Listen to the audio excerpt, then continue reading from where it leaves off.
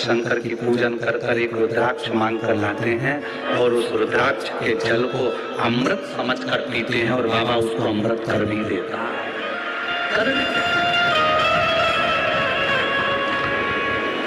कुछ नहीं है वहां, वहां कोई शंकर जी की प्राण प्रतिष्ठा नहीं। हाँ, पुराना एक शिवलिंग है, उस स्थान पर बड़ा शिवलिंग बना हुआ है जिसको आप फोटो में देखते हो।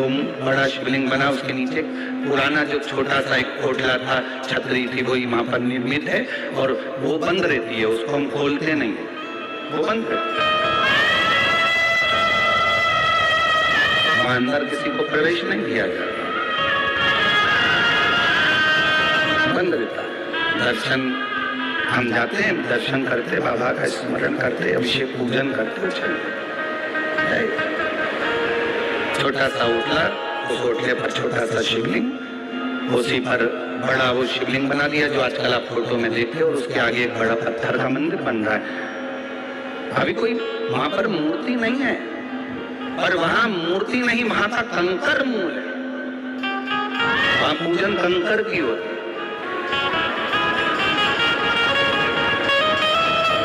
शिव जी ने अपने तन से रुद्राक्ष को प्रकट किया, नैना शुरू से प्रकट किया। किसके लिए करा? ये संसार के लोग जो दुखी हैं, कलिकाल में जो तकलीफ भोग रहे हैं, संसार में बड़े बड़े रोग बढ़ते चले जाएंगे, दुनिया के कलिकाल जैसे जैसे बढ़ेगा व्यक्ति की मृत्यु का आंकड़ा नहीं किया जा सकता। पहले लोग कहते थे 80 साल जिएगा, 100 साल जिएगा। आज के जमाने में कौन सी बीमारी कब हो जाए और व्यक्ति कब मर जाए, किसका भरोसा?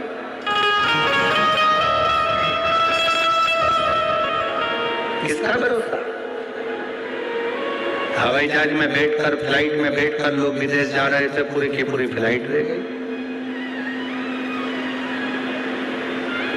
उत्तराखंड में पूरा की पूरा गांव बह गया।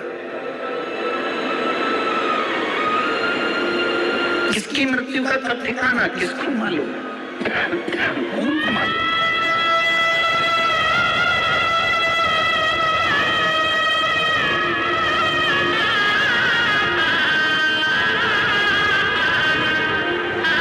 पत्र में एक पत्र हम कल पढ़े थे, अगर आप चाहो तो उसको निकाल लेना, पढ़ना।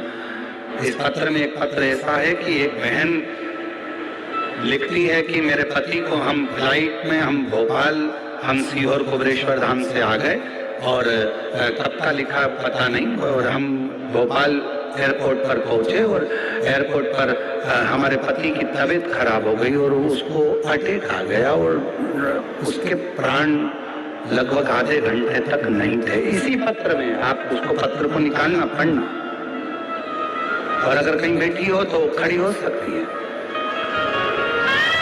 पति के प्राण चले गए, खड़े, हम आप ही हो। एक बार हाथ हिलाया उन्होंने, जोरदार ताली बजाओ, आ जाओ, एक बेलपत्र लेकर जाओ। भोपाल एयरपोर्ट पर पति के प्राण चले गए। कुबरेश्वर बाबा के धाम दर्शन करने आ गई थी और वहां आते आते एयरपोर्ट पे प्राण चले गए। इतनी रोए, एयरपोर्ट वाले सब सूचना दिए, अरे इसके पास में कुछ नहीं था, केवल वो मांग कर लाई थी रुद्राक्ष, और बाबा का रुद्राक्ष हाथ में रखकर कहती है, वो बहन ने पत्र में लिखा है कि मेरा सुहाग तू देता है, उजाड़ नहीं सकता है, ये मेरा विश्वास कहता है। डॉक्टर अपना काम कर रहे थे, कोई छाती को पंप कर रहा था। 20 मिनट हो गए, पति के प्राण नहीं शरीर में, पूरा एयरपोर्ट हिला हुआ था। इसने वही रुद्राक्ष अपने पति की छाती पर रख दिया और पति की छाती पर रखकर श्री शिवाय नमस्तुभ्यं कहकर सिर से उसको दबाने लगे और 20 मिनट के बाद पति के प्राण वापिस आ गए। पति के प्राण पत्र इसी में है, जो बाबा के धाम कुबरेश्वर धाम की भक्ति में धारण कर कर उज्जैनी से आ रही थी। भगवान शिव की भक्ति करते करते सब भ्रमण करते, ओमकारेश्वर घूमती, उज्जैनी घूमती, दर्शन करती आ रही थी और मुल्ताई के पास में गाड़ी का एक्सीडेंट हुआ। 6 लोग गाड़ी के अंदर बैठे थे, गाड़ी 4 बार घूम गई, दूसरी साइड में जाकर गिर गई और उस पत्थर में वो बहन कहीं बैठी हो तो खड़ी होकर हाथ हिला सकती हैं। वो कहती है आप ही हैं, आ जाइए, एक बार वापस हाथ हिलाओ, आ जाइए, एक बेलपत्र लेकर जाना। हम पत्र पढ़ लेते हैं पर हम बोल नहीं पा रहे थे, आप आ जाइए बेलपत्र लेकर।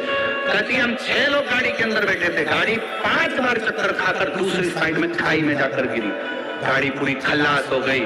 और सब गाड़ी की अंदर एक म्यूजिक चल रहा था, श्री शिवाय नमस्तुभ्यम का जप चल रहा था, और गाड़ी में बैठा हुआ एक व्यक्ति को खरोज नहीं आया, गाड़ी भरे खल्लास हो गई।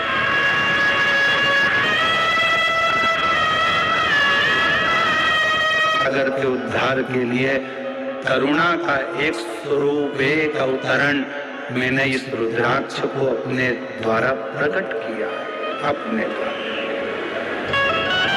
रुद्राक्ष। और सुनो पार्वती, संसार का मनुष्य इस रुद्राक्ष के महत्व को नहीं जान पाए।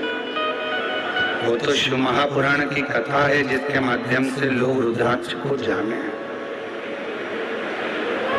रुद्राक्ष को पहचाने।